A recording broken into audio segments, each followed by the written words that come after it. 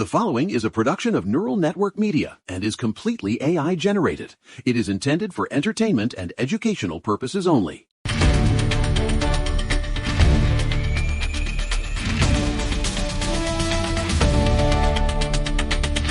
Listen to me. It's Wednesday, March 18th, 2026. And folks, we have a solid show for you today on the only podcast that refuses to bow down to the interdimensional pot-bellied vampires running this circus. I'm Ray the Hammer Miller, and I have the white papers stacked so high on my desk I can barely see over them. And sitting across from me is the man with the Harvard degree and the 0% body fat in his arguments, Josh Cohen. Folks, it is a fascinating day to be tracking the data because while the legacy media is currently setting itself on fire, we're actually looking at the numbers. Okay, gang, we have a lot to unpack, from the literal decapitation of the Iranian regime to a Supreme Court ruling that just put a tactical nuke under the secret school policies in California. And Ray, we have to touch on what we covered yesterday because that DHS shutdown, 33 days now, and the TSA mass resignations we discussed, that's the backdrop for everything happening at the border right now. It's all connected, Josh. They want the infrastructure to crumble so they can replace it with a cyborg-monitored digital gulag. But we're standing in the way. And I'll tell you, seeing the Supreme Court actually defend the family unit yesterday, it gives me a glimmer of hope that the demons haven't won just yet. Let's assume, for the sake of argument, that the Constitution actually still applies in the Ninth Circuit, because the U.S. Supreme Court just granted an emergency appeal to block AB 1955. That's the law that prohibited schools from telling parents if their child was transitioning or changing pronouns. It was essentially a state-mandated secrecy act. Secrecy. That's the key word. They want to sever the bond. They want to alienate the child from the parent because once the family's gone, the globalists have total control. They think they own your kids, Josh. Well, the court's majority was quite clear, stating that guaranteeing fit parents a role in some of the most consequential decisions in their children's lives is the bedrock of child safety. And honestly, it's about time someone injected some logic into this. My wife, who is a doctor. Did you know she's a doctor, Ray? She's been saying for years that the psychological profile of a child is not something a mid-level bureaucrat should be hiding from the legal guardians. It's sloppy medicine and it's unconstitutional law. Exactly. And it's not just California. Look at what Brian Haywood is doing in Washington State with Let's Go Washington. They've officially pushed Initiative 26001 to the legislature, a real parents' bill of rights. It's a grassroots uprising against the pedagogical vampires who think they can replace mothers and fathers with social justice modules. Right. Breath, they're trying to drain the life out of the American home to feed the machine. But the machine is stalling. Look at what's happening in Colorado. Jefferson County, the second largest district in the state, the Department of Education just found them in violation of Title IX because they were letting 61 biological males onto girls' sports teams. 61, Josh. That's not an accident. That's an erasure. According to the reports coming out of the Office for Civil Rights, the investigation didn't just find boys on the roster, it found males in female locker rooms and even overnight accommodations. It's a total violation of the biological reality that Title IX was designed to protect. And the federal government is finally saying, adopt biological-based definitions or we pull the funding. Shut up. Are they actually threatening the money? They are. And the U.S. District Court in the Central California just handed another win to female athletes. They reopened a lawsuit from 2 cross-country runners. The school district tried to wait out the clock until the girls graduated so they could claim the case was moot, but the judge said no. The injury to female sports remains a live constitutional issue. Folks, the waiting game strategy for the woke left is starting to fail in the face of the law. It's failing because reality is a hammer, and they're the ones getting nailed. But listen to me. While the courts are trying to fix the sports, the digital demons are trying to fix the very way you think. I have the documents on the Google Gemini Code Red scandal. I've been telling you, the AI is a smear machine. This is actually quantified now in Winton Hall's new book, Code Red. They used the Gemini AI to analyze the rhetoric of all 100 U.S. senators And get this, the AI produced a report flagging 7 Republican senators, including Marsha Blackburn, Tom Cotton, and even Secretary of State Marco Rubio as violators of hate speech policies, while zero Democratic senators were flagged, even with the rhetoric we've seen from the far left. Oh, yeah. It's a silicon gulag. They are training the algorithms to categorize truth as hate. And once the AI decides you're a violator, you disappear from the search results, you disappear from the digital town square.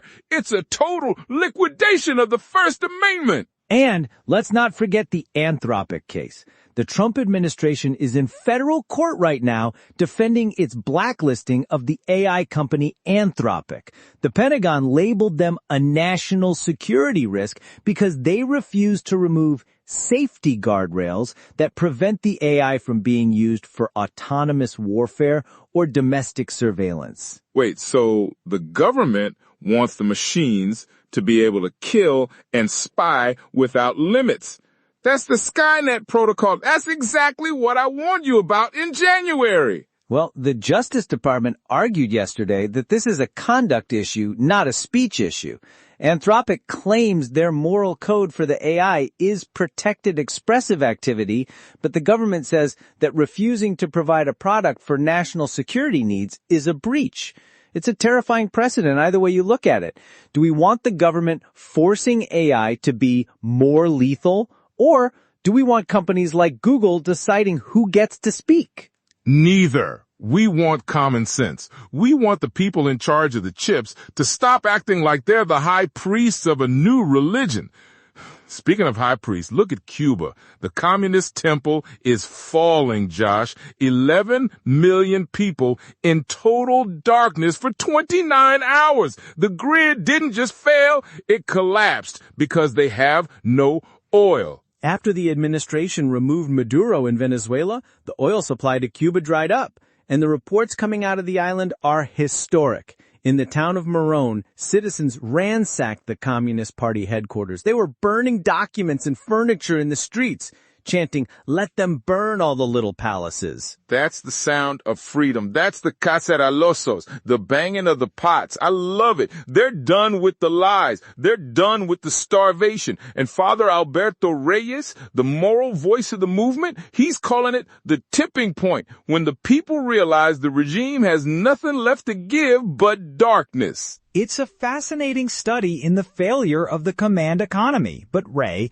we have to look at the fiscal reality back home too, because the national debt just hit $38.86 trillion, and we're losing over $500 billion a year to fraud. Look at the Centurion case out of Texas, a Russian-linked scheme that billed Medicare for $134 million for catheters that patients never ordered. It's a leak in the bucket. We're being bled dry by foreign actors and domestic vampires. They're stealing the wealth of our grandkids to fund their yachts in the Caymans. I have the white papers on the improper payment epidemic. $186 billion in FY 2025 alone. Money sent to dead people or non-existent clinics. It's sloppy management on a scale that would bankrupt any private corporation in 10 minutes.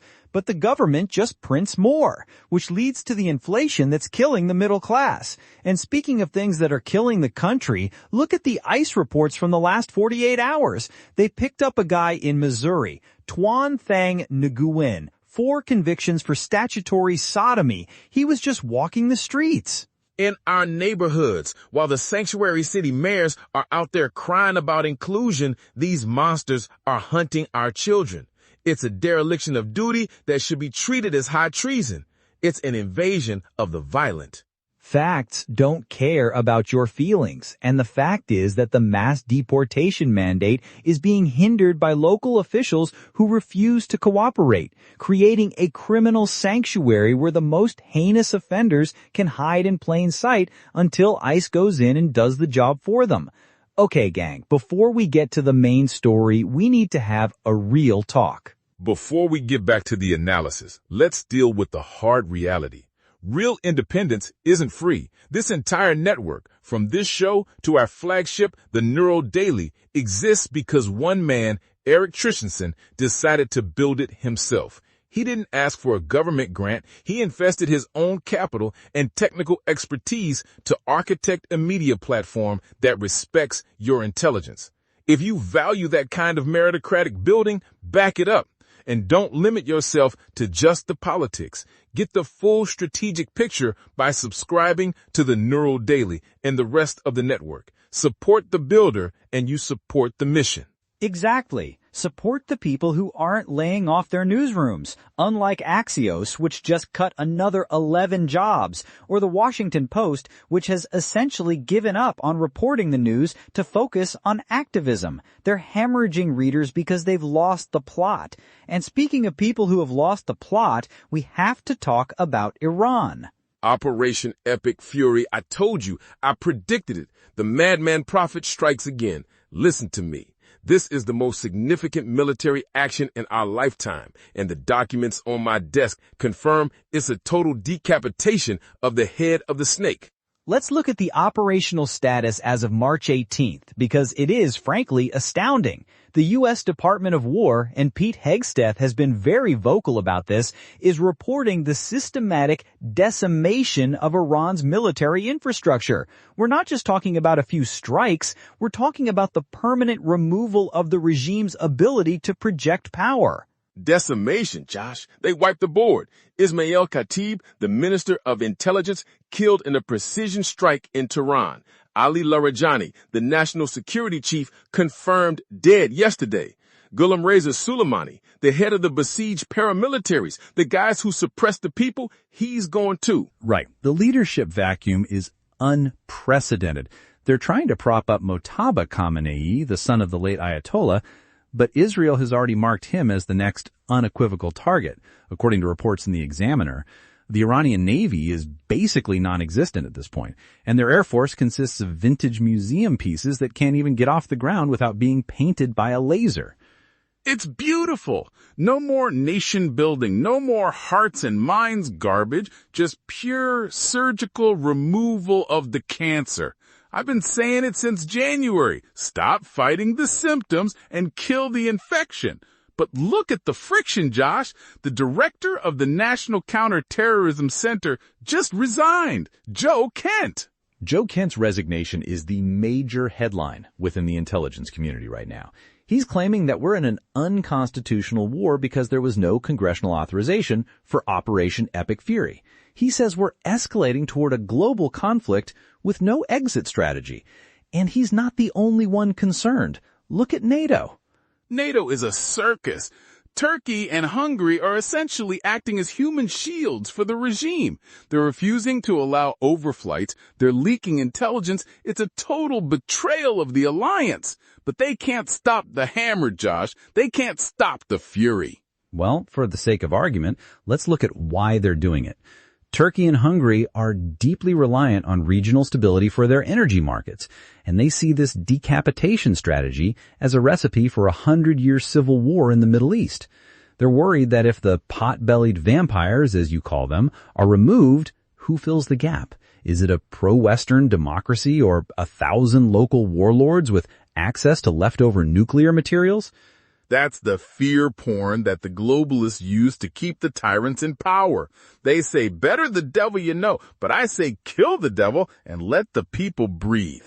I saw the data on the Karg Island strikes. 90 targets hit in one night. 90! That's the oil revenue. That's the lifeblood of the terror network. It's drained. It's over for the regime.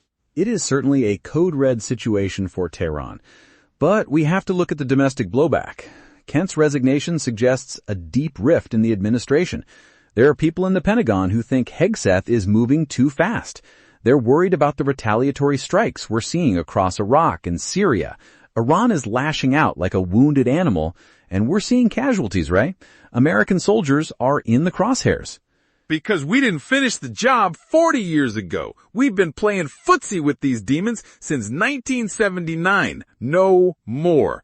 You think the guys on the front lines are worried about authorizations? No! They want the gear, they want the support, and they want to win. They're probably all on my super male vitality bone broth right now. Staying lean, staying mean, staying ready to fight the interdimensional entities that drive these regimes.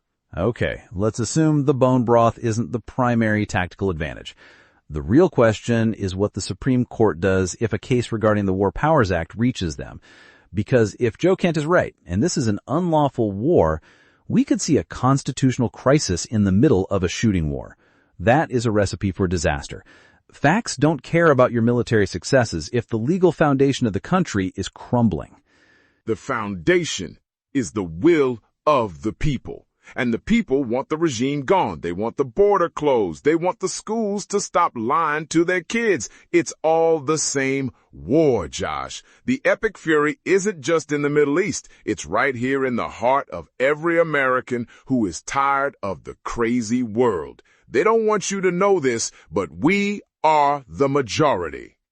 Well, the data certainly suggests a massive shift in public sentiment when you see the great disconnect in the media layoffs and the ballot box revolution on Title IX. It's clear the elite have lost the mandate to lead. They're just shouting into a void of their own making, while the rest of the world is moving on without them. They're moving on to the truth. They're moving on to the neural right. Listen to me. The documents on my desk don't lie. The interdimensional vampires are in retreat. The oil is gone. The secrecy is gone. The logic is back. Josh, any last words for the logic bully fans before I go put another dent in this desk? Just that we need to stay disciplined. The chaos of the world is a distraction from the work of building a resilient society. Keep an eye on the fiscal numbers because $38 trillion is a math problem that no amount of rhetoric can solve. My wife, the doctor, always says you have to treat the cause, not just the symptoms. And the cause of our national decline is a lack of accountability. And we are the accountability. It's over for the globalist. It's over for the cyborgs. We are the human-animal hybrids they're afraid of because we have souls and we have the truth. Get your bone broth, get your brain force plus, and get ready because tomorrow is even crazier. We'll be here to track it, assuming the internet still exists and the grid stays up. Folks, stay smart, stay focused, and we'll talk to you tomorrow. Fight on for God and country. The hammer is out. Listen to it. It's starting.